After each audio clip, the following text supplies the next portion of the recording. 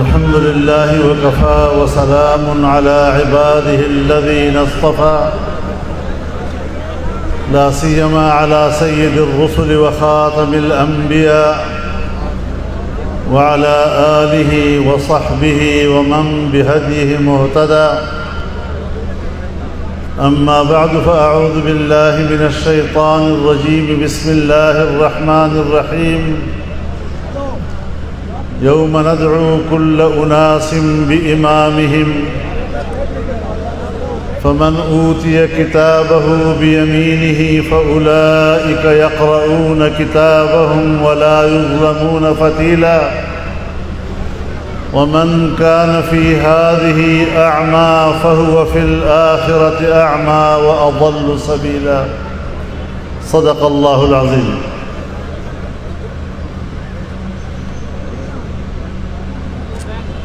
گرامی قدر ہمارے انتہائی قابل احترام جناب مخدوم ہارون بخاری صاحب،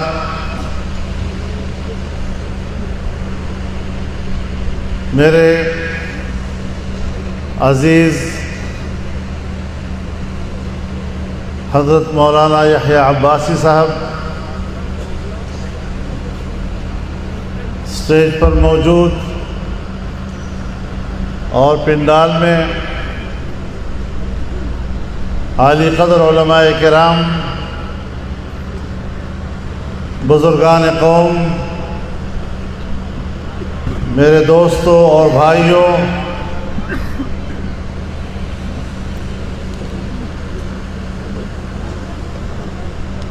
یہ عوامی اجتماع شہر سلطان کی سرزمین پر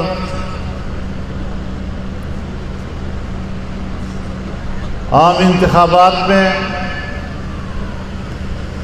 آپ کی کامیابیوں کی امید ہے انشاءاللہ بہتر نتائج کا ذریعہ بنے گا انشاءاللہ۔ اور یہ میں اس لیے کہہ رہا ہوں کہ اس سرزمین پر حضرت سید عطاء اللہ شاہ بخاری کا قرض ہے، سبحان اللہ۔ اس سرزمین پر حضرت درخواستی کا قرض ہے، اس سرزمین پر مولانا لقمان علی پوری کا قرض ہے، اور پاکستان کے بنے 75 سال سے زیادہ کا عرصہ ہو چکا ہے۔ جس لا الہ الا اللہ کے کلمے کے نام پر ہم نے یہ وطن عزیز حاصل کیا، اس لا الہ الا اللہ کا ہمارے اوپر قرض ہے۔ بے شک آج بھی لا الہ الا اللہ کا کلمہ ہمیں پکار رہا ہے کہ میرا نعرہ اس پاکستان کے لیے لگایا تھا جس کے اندر سب کچھ ہے، لا الہ الا اللہ نہیں۔ میرے محترم دوستو، ہر مسلمان نماز پڑھتا ہے، ہر مسلمان روزہ بھی رکھتا ہے، حج پہ بھی چلا جاتا ہے، زکوٰۃ بھی ادا کرتا ہے، شریعت کے مطابق نکاح بیاہ بھی کرتا ہے، اپنی وراثت بھی شریعت کے مطابق تقسیم کر لیتا ہے، لیکن یہ اس کا شخصی معاملہ ہے۔ وطن عزیز کو کیا چاہیے؟ قرآن و سنت کا نظام چاہیے۔ 75 سال سے ایک ایسا ملک جو ہم نے مذہب اسلام کے نام پر حاصل کیا تھا، اس نے اپنی مذہبی شناخت کو ختم کر دیا ہے، اور ایک سیکولر اسٹیٹ کا روپ دھار لیا ہے، کیا ہمارا فرض نہیں کہ ہم اس ملک کے مذہبی شناخت کو دوبارہ بحال کریں؟ میرے دوستو، آپ کا مطالبہ علماء کرام سے ہوتا ہے، آپ کا مطالبہ مذہبی شخصیات سے ہوتا ہے، لیکن اگر پارلیمان میں آپ کی نمائندگی ہی نہیں ہے تو پھر آپ مجھے بتائیں کہ اس میں قصور پھر علماء کرام کا ہے یا آپ ووٹروں کا ہے؟ اپنی ذمہ داری کا احساس دلانے کے لیے آیا ہوں۔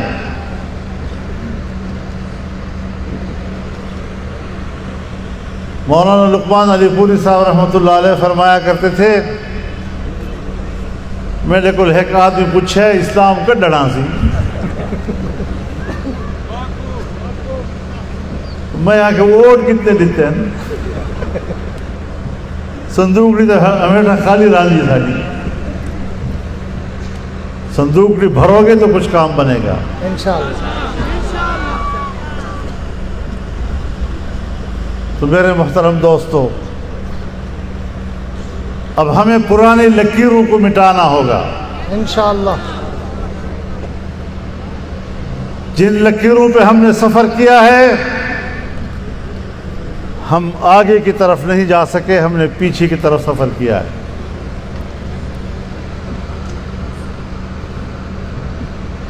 دو باتیں چاہیے ملک کے اندر ہمیں، اور یہ بات میں کوئی روایتی سیاست کی بنیاد پر نہیں کر رہا۔ ہماری سیاست جاگیردار اور سرمایہ دار کی سیاست نہیں، جو لوگوں کو ان کے ذاتی مفاد کی بنیاد پر کہتے ہیں میں آپ کا فلانا مسئلہ حل کر دوں گا، میں آپ کی گلی پکی کر دوں گا، میں آپ کے گاؤں کی سڑک بنا دوں گا، میں آپ کے گھر میں پریشر پمپ لگا دوں گا، میں آپ کو ٹرانسفارمر دے دوں گا، کھمبا دے دوں گا۔ یہ چیزیں تو تم سے اچھا ہم کرتے ہیں، تم تو لوگوں کے ساتھ سودا کرتے ہو، ہم تو خدمت خلق سمجھ کر کرتے ہیں۔ ماشاءاللہ۔ نعرہ تکبیر، جمعیت علماء اسلام، قائد جمعیت مولانا فضل الرحمان۔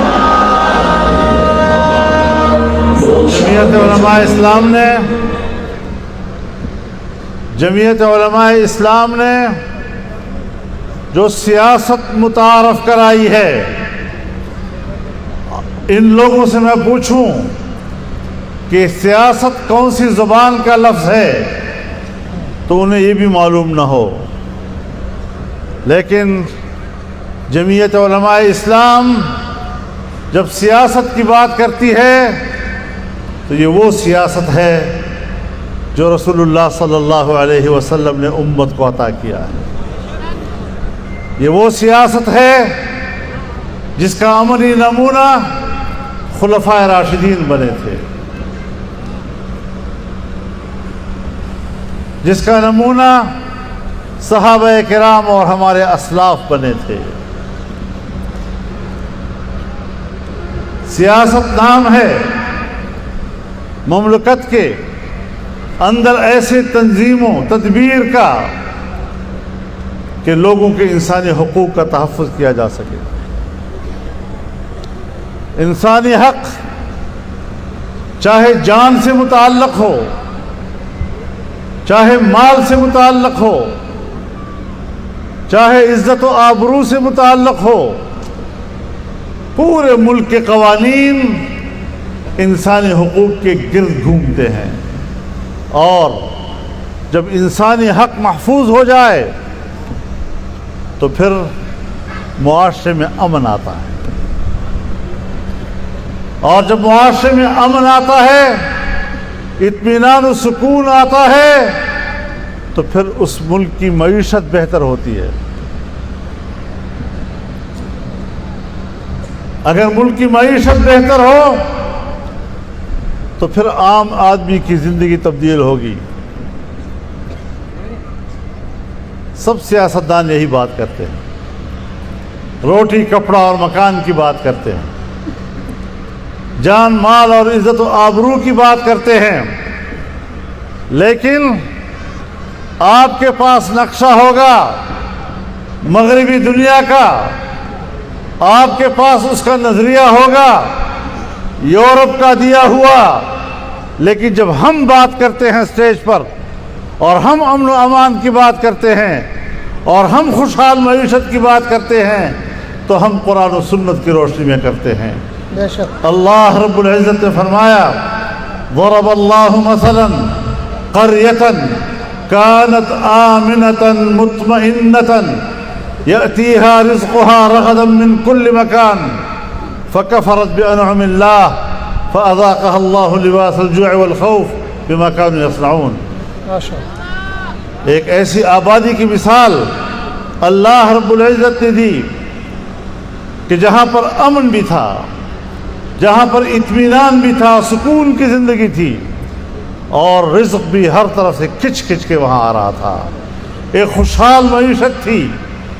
لیکن جب قوم نے کفران نعمت کیا اور اللہ کی ان نعمتوں کی قدر نہ کی تو پھر اللہ نے ان پر دو عذاب مسلط کر دیے اور مزہ چکایا اس قوم کو, ایک بھوک کا اور ایک بدامنی کا.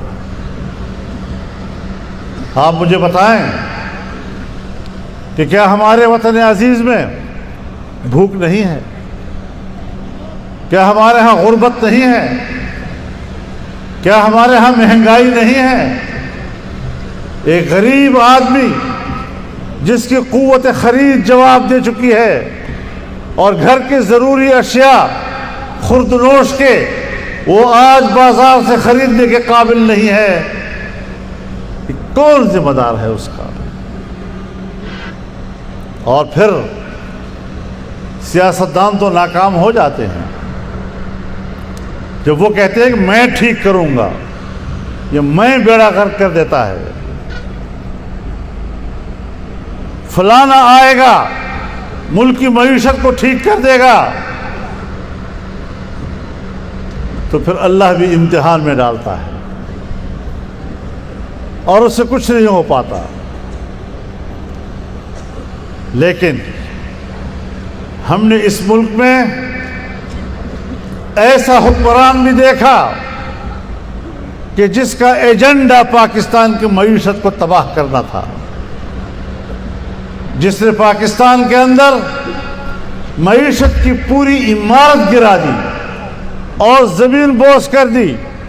اور ہم نے وہ سال بھی دیکھا اسی فتنے کے دنوں میں کہ جب ہماری سالانہ ترقی کی شرح 0 سے نیچے چلی گئی تھی, وہ دن بھی ہم نے دیکھا جہاں اس کا ایجنڈا یہ تھا کہ نوجوان نسل کو بے راہ رو کر دیا جائے, اسے مادر پدر آزاد بنایا جائے, عیاشی فحاشی اور عریانی نوجوان کی زندگی میں بھر دی جائے. سر بازار وہ حرکتیں ہونے لگی, ایسا ذہن لوگوں کو دیا کہ آج میں ایک کچھ چیز پڑھ رہا تھا, اس کا ایک کارکن کہتا ہے کہ اگر میرا لیڈر مجھے کہے کہ میں اسلام چھوڑ دوں تو میں اس کے لیے اسلام اور مذہب ہی چھوڑ دوں. یہ نظریہ تم نے دیا لوگوں کو, تمہیں شرم نہیں آتی؟ پاکستان اس لیے بنا تھا جو اسلام کا جنازہ نکالتا ہے, جو یہودیوں کا ایجنٹ بن کر آتا ہے, وہ ہمیں ریاست مدینہ دکھاتا ہے. کہاں ریاست مدینہ اور کہاں تم؟ چه نسبت خاک را با عالم پاک. دھوکے اور جھوٹ کے علاوہ تمہارے پاس پروگرام ہی کیا تھا؟ اب روز روز تجربے کرنے کی کا وقت نہیں رہا، اتنا وقت نہیں ہے آپ کے پاس کہ آپ روز روز نئے نئے تجربے کرتے رہیں۔ اپنی ذمہ داریوں کا احساس کرتے ہوئے اب آپ ایک نئی دنیا بنائیں، اپنا نیا مستقبل آپ کو تراشنا ہوگا، ورنہ پھر اپنے مستقبل کی خیر بناؤ۔ یہ امتحان آپ کا ہے، اب آپ کے ہاتھ میں ووٹ ہے، اور بعض دفعہ پرچی بڑی قیمتی ہوتی ہے، پرچی بڑی قیمتی ہوتی ہے۔ حدیث میں آتا ہے، رسول اللہ صلی اللہ علیہ وسلم نے فرمایا کہ قیامت کے روز ایک شخص کو لایا جائے گا، اس کے گناہوں کے 99 رجسٹر ہوں گے، رجسٹر بھی اتنے بڑے تاحد نظر پھیلے ہوئے ہوں گے۔ اللہ تعالیٰ اس سے پوچھے گا کیا خیال ہے، کوئی عذر ہے؟ کہا کوئی عذر نہیں، لیکن اللہ نے فرمایا تیرے ساتھ زیادتی نہیں ہوگی۔ کوئی نیک عمل اس کا ہے، لاؤ کوئی۔ ایک چھوٹی سی پرچی تھی، وہ لائی گئی ہے، اس پر لکھا ہوا تھا اشہد ان لا الہ الا اللہ و اشہد ان محمد عبدہ و رسولہ۔ اللہ تعالیٰ حکم دے گا اس کو دوسری طرف کے پلڑے میں ڈالو۔ وہ حیران ہوگا، اتنے بڑے رجسٹر اور اس کے مقابلے میں ایک چھوٹی سی پرچی، یہ کیا کرے گا میرے لیے؟ لیکن جب ترازو میں ڈالا گیا تو پرچی جو ہے وہ بھاری نکلی۔ سبحان اللہ۔ آج اس دور میں آپ کے ہاتھ میں پھر ایک پرچی آئی ہے، اس پر کتاب کا نشان ہوگا، اور کتاب کا نشان لوگ کہتے ہیں جمعیت کو کتاب کا نشان کیا ملا کہ انہوں نے اس کو کتاب اللہ بنا دیا۔ بھئی یہ تو سیدھی سادی بات ہے، یہ کتاب اگر کسی یہودی کے ہاتھ میں ہوگا تو لوگ سمجھیں گے کہ یہ تورات کی کتاب ہوگی، اگر کسی عیسائی کے ہاتھ میں ہوگا تو لوگ سمجھیں گے کہ شاید یہ ایک انجیل ہو، اگر سکھ کے ہاتھ میں ہوگا تو لوگ سمجھیں کہ کوئی گرنتھ کی کتاب ہے، اگر یہ کسی ہندو کے ہاتھ میں ہو تو لوگ سمجھیں گے کہ بھئی یہ وید ہے۔ لیکن اگر ایک مسلمان اور پھر علماء کے ہاتھ میں ہوگا تو لوگ کیوں نہیں سمجھیں گے کہ آج نشان کتاب ہے، انشاءاللہ کل ملک کے اندر نظام کتاب اللہ کا۔ انشاءاللہ۔ نعرہ تکبیر، جمعیت علماء اسلام، قائد جمعیت مولانا فضل الرحمان، کتاب کا نشان، دین کا نشان، کتاب کا نشان۔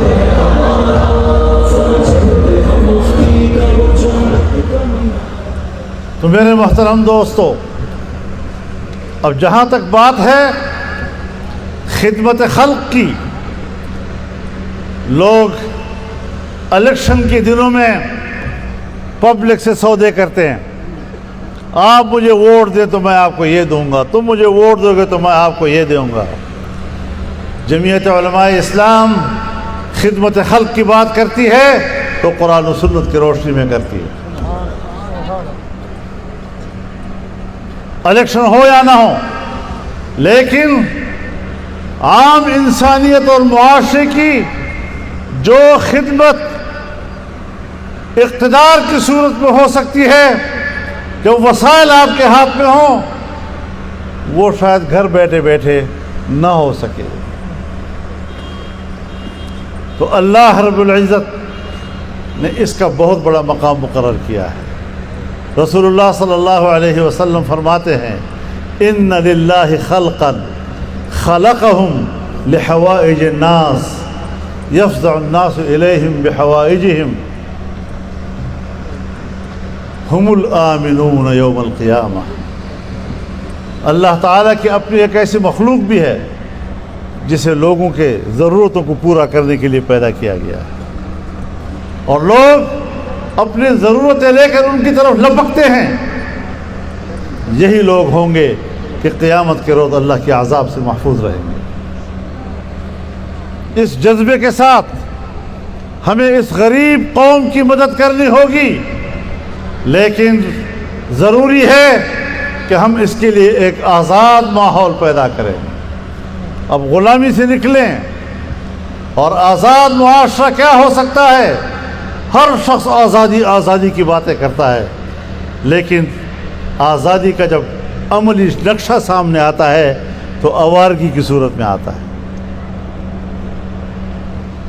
جو کچھ ہم نے آج تک آزادی کے نام پر سوسائٹی میں دیکھا ہے، آوارگی کے علاوہ ہمیں کچھ نہیں ملا، اور انہوں نے آوارگی کو آزادی کہا ہے. جبکہ ہم آزادی کی بات کریں گے تو ہم قرآن سے آزادی کا مفہوم لیں گے. لقد خلقنا الانسان فی کبد، ہم نے انسان کو مشقت میں پیدا کیا. اور مشقت میں پیدا کرنے کا معنی یہ کیا ہے؟ فلاقتحم العقبہ وما ادراک ما العقبہ. تو انسان جب گھاٹی میں داخل ہوا، دشوار گزار راستے میں داخل ہوا، جہاں ناموافق ہوائیں بھی آتی ہیں، جہاں پر کانٹے بھی آتے ہیں، جہاں پر پتھریلی زمین بھی آتی ہے، مشکل مراحل سے آپ گزرتے ہیں، شریعت کو گھاٹی سے تعبیر کر دیا. یہ مشکل راستہ ہے، لیکن جب آپ اس مشکل راستے میں داخل ہو گئے اور آپ نے ایک مشن کے طور پر شریعت کو اپنا لیا، تو پھر اس شریعت کا سب سے اولین تقاضا کیا ہے؟ فک و رقبہ، گردن آزاد کرنا. ماشاء اللہ. قرآن کا مفہوم ہے ایک عام غلام کو آزاد کرنا یا پوری قوم کو آزادی سے ہمکنار کرنا. او اطعام فی یوم ذی مسغبہ، بھوک میں کسی کو کھانا کھلانا، چاہے آپ کے محلے کا غریب ہو یا قوم کی معاشی حالت کو بہتر بنانا ہو.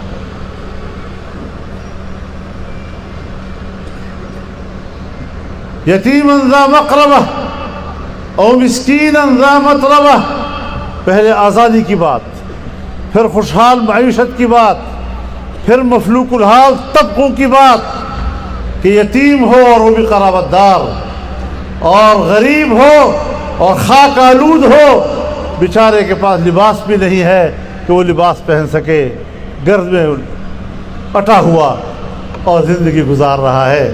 یہ ہے وہ نظام جس کی طرف اللہ رب العزت متوجہ کرتا ہے کہ قوم کی آزادی کی جنگ لڑنی ہے، قوم کی خوشحال معیشت کی جنگ لڑنی ہے، اور مفلوق الحال طبقے کو سہارا دے رہا ہے.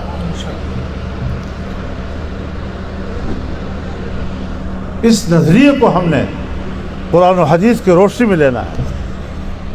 یہ جو ہم خود بخود رہنما بنتے ہیں اور قرآن و سنت کا نام لیتے ہیں تو لوگ مذاق اڑاتے ہیں، اسی وجہ سے تو آج 75 سال کے بعد یہ حالت ہے آپ کی. بہتر مستقبل کی طرف جانا ہے تو پاکستان میں جمعیت علماء اسلام ایک پارلیمانی جمہوری نظام پر یقین رکھتی ہے.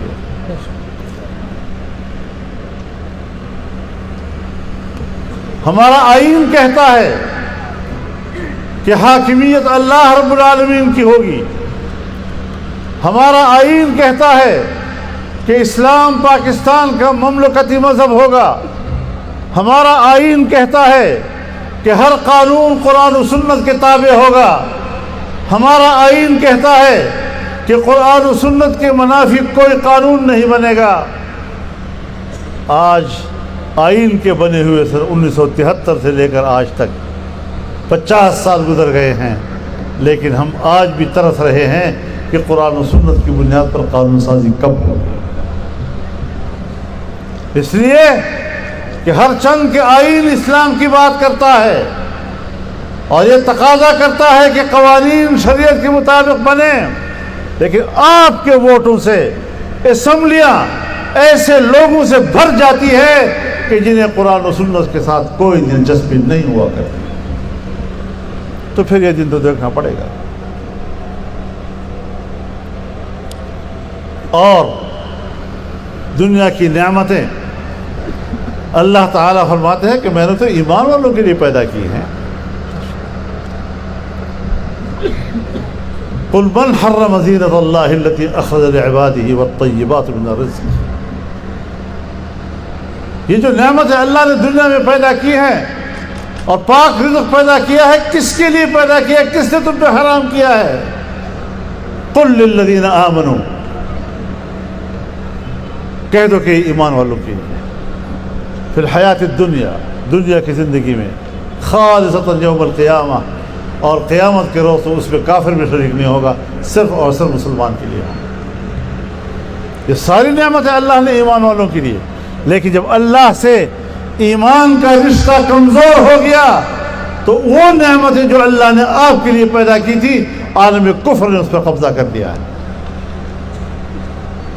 تو پھر غاصب کے سامنے بھی تو ہم نے بھیک کے ہاتھ پھیلانے ہیں۔ عالم کفر کے سامنے آج ہمارے ہاتھ پھیلے ہوئے ہیں، ہماری ان حکمرانوں کی قرآن و سنت سے دوری کی بنا پر۔ جمعیت علماء اس حوالے سے قوم کی رہنمائی کرنا چاہتی ہے۔ تو میرے محترم دوستو، الیکشن ہوں گے، آپ جرت کے ساتھ الیکشن لڑیں۔ یہاں پر دھاندلی کی گئی 2018 میں، ایک ناجائز اسمبلی وجود میں آ گئی، ناجائز حکمران ملک پر مسلط ہوا، تو پھر آپ نے دیکھا جمعیت علماء نے سڑکیں بھر دی پورے ملک کی، اور اس ناجائز حکمران کو ہم نے تسلیم نہیں کیا۔ تو آج بھی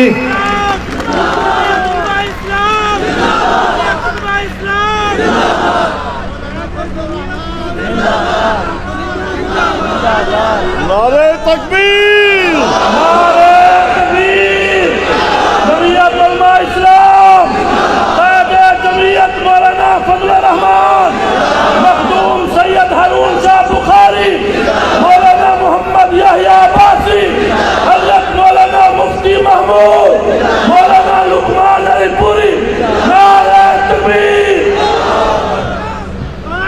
اور اگر کوئی دھاندلی کر کے سمجھتا ہے کہ ہم جمعیت کی سیٹیں چھین لیں گے، تو پھر ہم بھی زندہ ہیں اور تم بھی زندہ ہو۔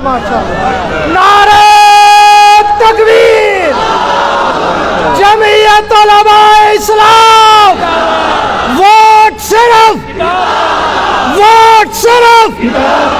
جیت کا نشان، جیت کا نشان۔ میرے محترم دوستو، ہم نے ایک پالیسی بنائی ہے،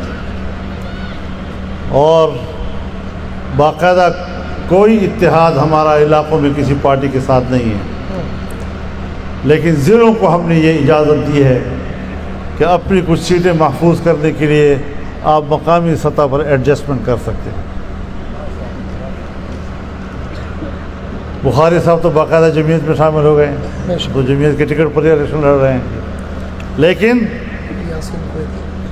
یاسین کویتی صاحب پی پی 271، مفتی محبوب صاحب پی پی 268، مولانا عبدالودود آزاد صاحب این 175، مولانا یحییٰ عباسی صاحب پی پی 273، ہارون سلطان بخاری صاحب پی پی 272، اور مخدوم صاحب ہی این 177 پر، اور کوٹدو میں بڑی چھوٹی سیٹ پر ہنجرا گروپ کے ساتھ انہوں نے حمایت کا اعلان کیا ہے۔ اسی فیصلے کے تحت آپ لوگوں نے اپنے ووٹ استعمال کرنے ہوں گے۔ تیرے حکم پر، تیرے حکم پر للکار ہے، للکار ہے۔ تو میرے محترم دوستو، مغرب کا وقت ہو چکا ہے، اور یہ وزارتیں جو ہیں، یہ جب ہم اسمبلی میں جاتے ہیں تو ہم بھی وزیر بنتے ہیں، انشاءاللہ یہ بھی وزیر بنیں گے آپ کے اور علاقے اور قوم کی خدمت کریں گے. اللہ تعالی ہمارے اس اجتماع کو قبول فرمائے, انتخابات میں کامیابی کا ذریعہ بنائے, اور اللہ اپنے ہاں ہم سب کو قبولیت کا نصیب فرمائے. وآخر دعوانا الحمدللہ رب العالمین.